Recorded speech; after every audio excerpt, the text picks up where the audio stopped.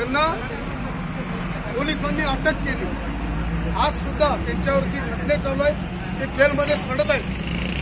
पण एल्गार परिषदेचे जे आयोजक आहेत, माजी न्यायमूर्ती जी कोळशे पाटील यांना अटक करून त्यांना जोपर्यंत तुरुंगात थांबत नाही तोपर्यंत ह्या दंगलीचा तपास पूर्ण होत नाही।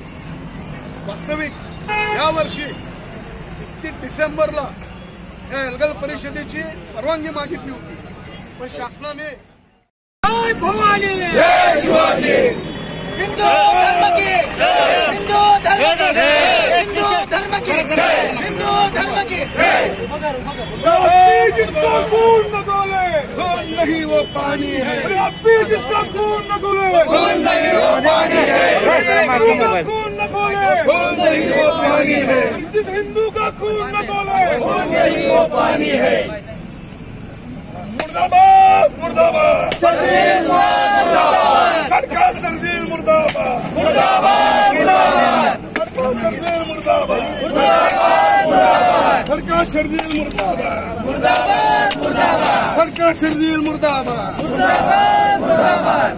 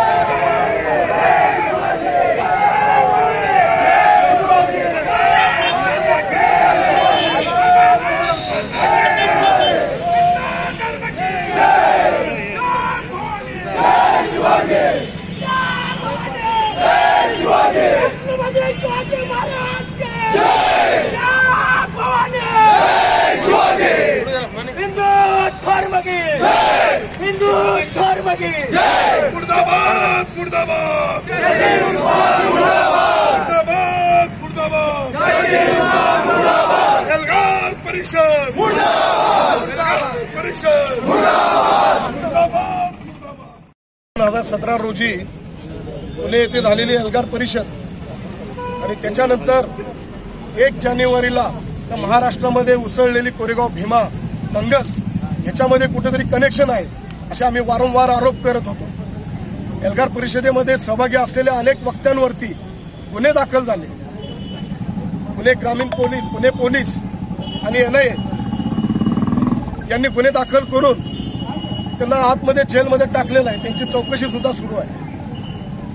नक्षलवादाशी, शहरी नक्षलवादाशी कनेक्शन असलेले अनेक वक्ते या एल्गार परिषदेमध्ये सहभागी होते आणि एल्गार परिषदेचंच कुठेतरी या दंगलीशी कुठेतरी एक लिंक आहे हे सिद्ध झालेलं आहे।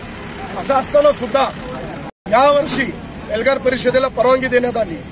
वास्तविक ही परवानगी अजिबात द्यायला नाही पाहिजे होती, पण परवानगी दिली आणि त्या एल्गार परिषदेचे आयोजक कोळशे पाटील यांच्यासोबत व्यासपीठावर असणारा शर्जील उस्मान याने जे काही विषारी वक्तव्य केली त्या व्यासपीठावर असणाऱ्या बाकीच्या वक्त्यांना लाज वाटली पाहिजे होती।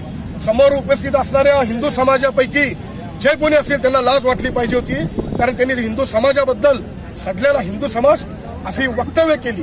त्या ठिकाणी त्याला अडवण्यात यायला पाहिजे होतं, पण नंतर सावरासावरी करून माफी मागता ही चुकीची पद्धत आहे। त्या शर्जील उस्मानीवरती देशद्रोहाचे गुन्हे दाखल झाले पाहिजेत। जातीय दंगली घडवण्याचं कारस्थान रचण्याचं एक गुन्हे दाखल झाले पाहिजेत। सगळ्या संघटनांनी मागणी केली म्हणून कुठले तरी एक अदखलपात्र गुन्हे त्याच्यावरती दाखल केले। ताबडतोब त्याच्यावरती दखलपात्र गुन्हे दाखल करून राष्ट्रद्रोहाचा गुन्हा त्याच्यावरती दाखल व्हायला पाहिजे अशी आज आम्ही मागणी करतो। एल्गार परिषदेचे आयोजक जी कोळशे पाटील यांच्यावरती सुद्धा गुन्हे दाखल व्हायला पाहिजेत आणि एल्गार परिषद ही कायमची महाराष्ट्रामध्ये या देशामध्ये या एल्गार परिषदेला बंदी घातली पाहिजे। महाराष्ट्रामध्ये देशामध्ये जातीयतेचं तणाव निर्माण करायचं काम या एल्गार परिषदेमध्ये होते।